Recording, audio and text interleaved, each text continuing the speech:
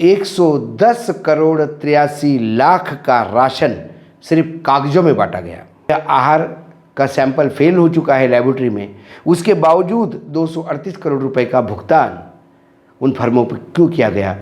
यदि आज सीएजी यहाँ गलत है और नरोत्तम मिश्रा सही है, तो फिर भारतीय जनता पार्टी माने कि बीजेपी की सरकार मध्य प्रदेश में सही है, सीएजी गलत है, तो फिर सीएजी केंद्र में भी तब गलत थी जब यूपीए की सरकार थी और भारतीय जनता पार्टी गलत थी, ये भी बात माने।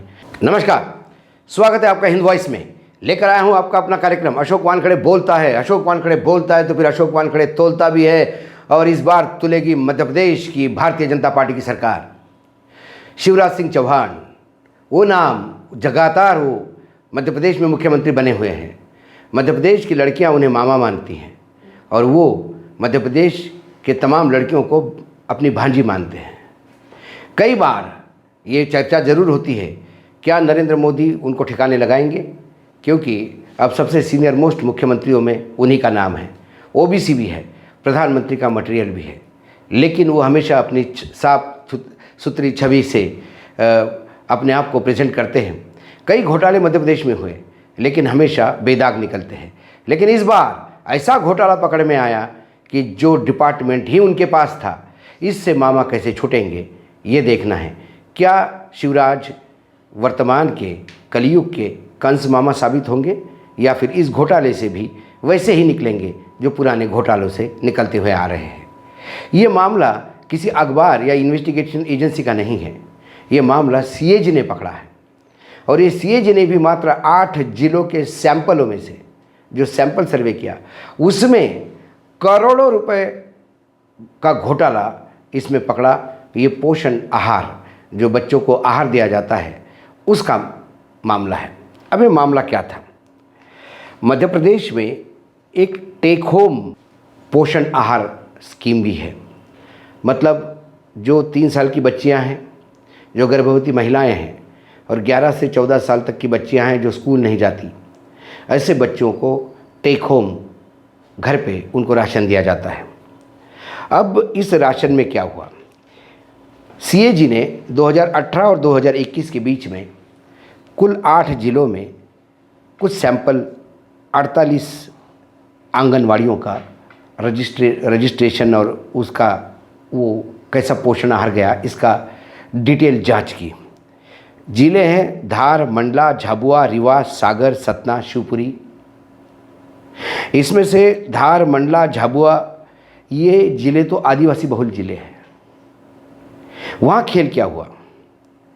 वहाँ 48 जो चेक की आंगनवाड़ियाँ, उसमें जो रजिस्टर्ड बच्चे थे आंगनवाड़ियों में, उसके अनुपात में 110 करोड़ 83 लाख का राशन सिर्फ कागजों में बांटा गया। कुछ जिलों में ये देखा गया कि 97,000 का स्टॉक बताया गया, स्टॉक रजिस्टर में पोषण आहार का, और बांटा गया 87,000 टन मेट्रिक टन। जब 97,000 मेट्रिक टन स्टॉक था और जब सीएजी ने चेक किया कि 87,000 मेट्रिक टन बांटा गया है, फिर 10,000 मेट्रिक टन तो गोडाउन में होना चाहिए था, वहाँ 0/0 सन्नाटा था। इसका मतलब करीब करीब 62 करोड़ का वो जो पोषण आहार है, वो या तो मार्केट में चला गया या चूहे खा गए, भगवान को पता। कोई अधिकारी कुछ बताने की स्थिति में नहीं है।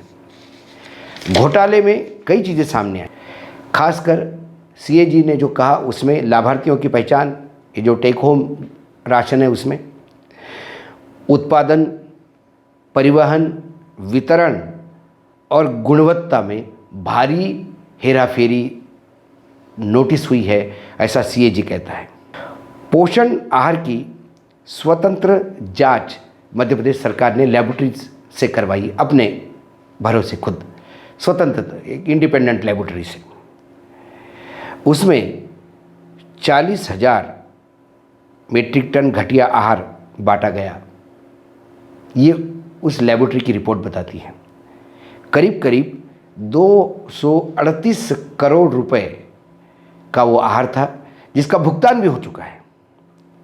ना घटिया, substandard, not of good quality, आहार सप्लाई करने के लिए किसी फार्म को ब्लैकलिस्ट किया गया या किसी सप्लायर पे कोई एक्शन हुई, ना उन अधिकारियों ने जिन्हें ये बताया गया था कि ये आहार का सैंपल फेल हो चुका है लेबोरेटरी में, उसके बावजूद 238 करोड़ रुपए का भुगतान उन फर्मों पर क्यों किया गया, इसका जवाब भी कोई अधिकारी नहीं दे पाया।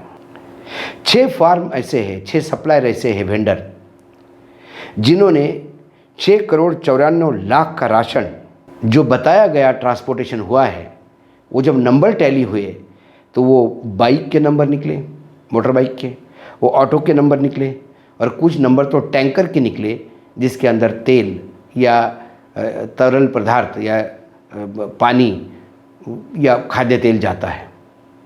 टैंकरों से भी पोषण आहार गया, इसकी इंक्वायरी हो गई। करीब करीब ये 5 करोड़ के आसपास का मामला है जो टैंकर और ऑटो से चला गया। ये घोटाला पकड़ा कैसा गया? 2018-19 में स्कूल शिक्षा विभाग ने स्कूल के बाहर जो लड़कियां स्कूल नहीं जा रही है उनका अनुमानित आंकड़ा 9,000 बताया। महिला बाल विकास ने उसी क्षेत्र में यह आंकड़ा 36,08,000 बताया। अब 9,000 और 36 लाख में बहुत बड़ा फर्क है। तो महिला बाल विकास एक बेसलाइन सर्वे करता है और बेसलाइन सर्वे से यह आंकड़ा लाता है, लेकिन ये 36 लाख का आंकड़ा कहां से आया, ये कोई अधिकारी या महिला बाल विकास डिपार्टमेंट बताने को तैयार नहीं, क्योंकि बेसलाइन सर्वे उन्होंने किया ही नहीं। जब सर्वे ही नहीं किया तो ये आंकड़ा कहां से आया? तो 9,000 का अनुमानित था, वो 9,000 का 20,000 हो सकता है, 90,000 हो सकता है, लेकिन 36 लाख तो नहीं हो सकता। तो 9,000 के अनुपात में 36 लाख जब बढ़ा गया तब सीएजी की आंखें खुली, और जब उन्होंने सैंपल करना शुरू कर दिया तो ये तमाम घोटाले सामने आए। शिवपुरी में 2 विकास खंड हैं, खनियाधाना और कोलारस। 8 महीनों में 5 करोड़ रुपए का पोषण आहार इस 2 विकास खंड में दिया गया, क्योंकि उसका भुगतान किया गया।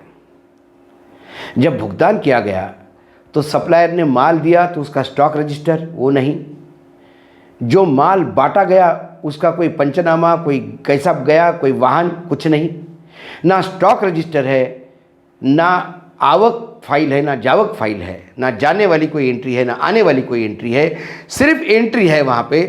तो 5 करोड़ पोषण आहार का पेमेंट किया गया। क्या आहार आया ही नहीं? क्या पेमेंट फर्जी हो गया? इसके बारे में कोई कुछ कहने को तैयार नहीं है। धार, मंडल, रीवा, सागर, शिवपुरी जिलों में स्टॉक है ही नहीं, स्टॉक रजिस्टर ही नहीं मेंटेन किया, और स्टॉक में नहीं होने के बावजूद 822 मीट्रिक टन राशन बांटा गया। मतलब स्टॉक में तो राशन है ही नहीं और 822 मीट्रिक टन बांटा गया। तो करीब करीब सीएजी का ऐसा अनुमान है कि 60 करोड़ के आसपास का राशन ये सिर्फ कागजों में ही बांटा गया है। यहाँ पे इन जगह पे ये तमाम गलतियाँ होती रही, और ये विभाग भी मुख्यमंत्री अपने पास दबा के बैठे रहे। जब खीरा कटता है तो ऊपर तक बटता है। इनमें मैं मानता ही नहीं कि ये पैसा सिर्फ अधिकारियों की मिली भगत से गया होगा। ये पैसा राजनीतिज्ञों को भी पैसा होगा, मंत्रियों को भी पहुंचा होगा, क्योंकि ऐसी खबरें बार बार अखबारों में छपती आ रही थी, लोकल अखबारों में, और इस अखबारों की खबरें गलत है। ये द्वेष भाव से करते हैं, सरकार को बदनाम करने के लिए करते हैं, ऐसा आरोप सरकार लगाती रही, लेकिन घोटाला करती रही। और उससे ज़्यादा शर्मसार बात यह है कि सीएजी की इस रिपोर्ट पे जो सरकार के प्रवक्ता है नरोत्तम मिश्र, वो बड़े कैबिनेट मंत्री हैं सरकार में, उन्होंने जो बयान दिया उससे ज़्यादा हास्यास्पद बयान नहीं हो सकता। उन्होंने कहा कि सीएजी की रिपोर्ट अंतिम नहीं होती है, ये सिर्फ उनकी राय होती है। उसके बाद हम अब इसको चेक करेंगे कि सीएजी सही है नहीं है, और अंतिम रिपोर्ट जो है वो अकाउंट्स ऑडिट कमेटी लेगी। तो फिर नरोत्तम मिश्रा जी ये बताएंगे कि उनके जो शीर्षस्थ नेता थे, मैं उसमें नरेंद्र मोदी जी भी आते हैं और अमित शाह भी आते हैं, जो 2G घोटाले को लेके, सीएजी की रिपोर्ट को लेकर, कोल स्कैम में सीएजी की रिपोर्ट को लेकर पूरे देश में हंगामा भ्रष्टाचार का मचा रहे थे, तो क्या वो किसी गलत रिपोर्ट पे ही हंगामा कर रहे थे? या फिर एक कोई मिली जुली साजिश थी। यदि आज सीएजी यहाँ गलत है और नरोत्तम मिश्रा सही है, तो फिर भारतीय जनता पार्टी माने कि बीजेपी की सरकार मध्य प्रदेश में सही है, सीएजी गलत है, तो फिर सीएजी केंद्र में भी तब गलत थी जब यूपीए की सरकार थी और भारतीय जनता पार्टी गलत थी, ये भी बात माने। और यदि तब की बात, तब Bharatiya Janata party 2G scam हुआ ये मानते हैं, कोल घोटाला हुआ ये मानते हैं, सीएजी की रिपोर्ट को सही मानते हैं, तो फिर आज सीएजी की रिपोर्ट क्यों नहीं सही होती, या सीएजी की रिपोर्ट सिर्फ भारतीय जनता पार्टी की सरकारें हैं वहीं गलत होती है और जहां भारतीय जनता पार्टी की सरकारें नहीं वहीं सही होती है? क्या ये दो पैमानों पे भारतीय जनता पार्टी चल रही है? क्या स्लिप ऑफ पेन की एरर है? ट्रक के नंबर की जगह ऑटो के नंबर आते हैं, टैंकर के नंबर आते हैं, मोटरसाइकिल के नंबर आते हैं। ये error of pen, slip of pen कैसा हो सकता है? और यदि ये स्लिप ऑफ पेन यहाँ था, तो फिर चारा घोटाले में लालू यादव के वहाँ वो घोटाला क्यों था? वहाँ पे भी तो भैंसें जो है ट्रक से गई थी और टेम्पो ट्रक का बोल के जिस पे जो चलान थे वो मोटरसाइकिल और स्कूटर पे भैंसों को लेके जाना बताया गया था।